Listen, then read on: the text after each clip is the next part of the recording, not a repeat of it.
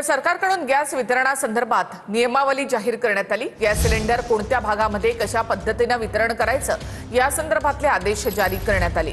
शाळा, अंगणवाडी, शासकीय खानावळी यांना 100% गॅस पुरवठा करण्याचे आदेश देण्यात आले। या संदर्भातला अहवाल दररोज सादर करण्याचे गॅस एजन्सीला आदेश देण्यात आले आहेत। उपाहारगृह 70%, औषध उद्योग 50% पुरवठा करण्याचे आदेश आहेत। मुंबई आणि नागपुरात सिलेंडरचा काळाबाजार होत असल्याचे समोर येताच प्रशासनाने कारवाई केली आहे। जालना, भंडारा, वर्ध्यातही प्रशासनाने कारवाईचा बडगा उगारलाय।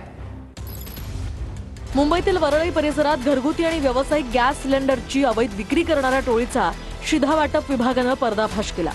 वरळी नाका इथल्या सुरजी वल्लभदास चाळ परिसरात गोपनीय माहितीच्या आधारे फिरत्या पथकाने छापा टाकून मोठा साठा जप्त केला। निमेश जैनवर गुन्हा दाखल करण्यात आलाय, तर टेम्पो मालक मात्र फरार आहे। सुरजी वल्लभदास चाळ म्हणून आहे वरळी नाक्याला, तर त्या चाळीच्या मागच्या बाजूला अवैधरित्या गॅस सिलेंडर आढळून आले। अंदाजित त्या साठ्याची किंमत 5,66,000 इतकी अंदाजित किंमत आहे। 80च्या वर भरलेले सिलेंडर आणि त्याच्याही पेक्षा जास्त रिकामे सिलेंडर आम्हाला तिथे आढळून आले।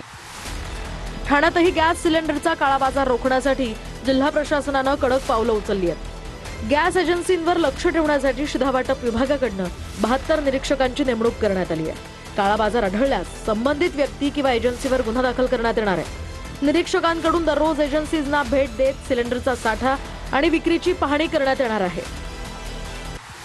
नागपुरातील गॅस सिलेंडरचा काळाबाजार रोखण्यासाठी अन्न पुरवठा विभागाने गॅस एजन्सीत तपासणी मोहीम राबवली।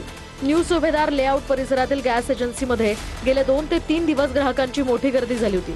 या गॅस एजन्सीमध्ये काळा बाजाराची तक्रार असल्याने अन्न पुरवठा अधिकारी विनोद काळे यांच्या नेतृत्वात तपासणी मोहीम राबवण्यात आली।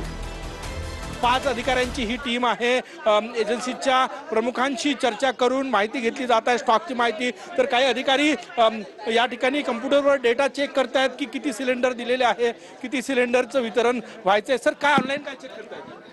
सर, कालपासून यांच्याकडे किती डाटा आलेला आहे, किती आणि वितरण किती झालेलं आहे याबद्दल आम्ही माहिती घेत आहोत। तर नागपूर विभागात घरगुती गॅस सिलेंडरचा काळाबाजार उघड झालाय।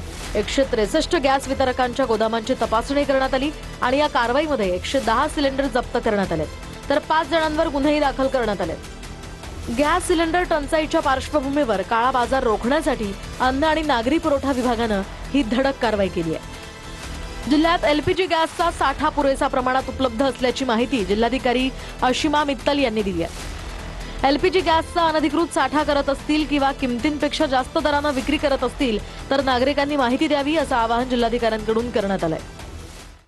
जालन्यातील सर्व नागरिकांना आवाहन करते की जालना जिल्ह्यामध्ये एलपीजी गॅसचा साठा पुरेशा प्रमाणात आहे। आपल्याकडे कुठल्याही प्रकारची कमतरता नाही आणि म्हणून नागरिकांच्या पॅनिक करण्याच्या कुठल्याही प्रकारचे कारण नाहीये। लोक अनधिकृतपणे साठा करत आहे किंवा एमआरपी पेक्षा जास्त दराने विकत आहे तर त्याची कंप्लेन तुम्ही आमच्याकडे सुद्धा करू शकता।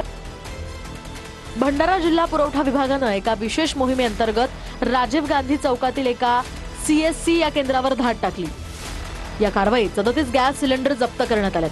ही कारवाई जिल्हा पुरवठा विभागाने गुप्त माहितीच्या आधारे केली, त्यामुळे गॅस सिलेंडरचा काळाबाजार करणाऱ्यांचे धाबे चांगलेच दणाणले। वर्ध्याच्या हिंगणघाटमधील नांदगाव चौकातही 5 हॉटेल व्यावसायिकांवर कारवाई करण्यात आली। अन्न पुरवठा विभागाच्या पथकाने केलेल्या कारवाईत हॉटेलमधून 7 घरगुती सिलेंडर जप्त करण्यात आले। घरगुती गॅस सिलेंडरचा व्यावसायिक वापर होत असल्याचं आढळून आल्याने ही कारवाई करण्यात आली।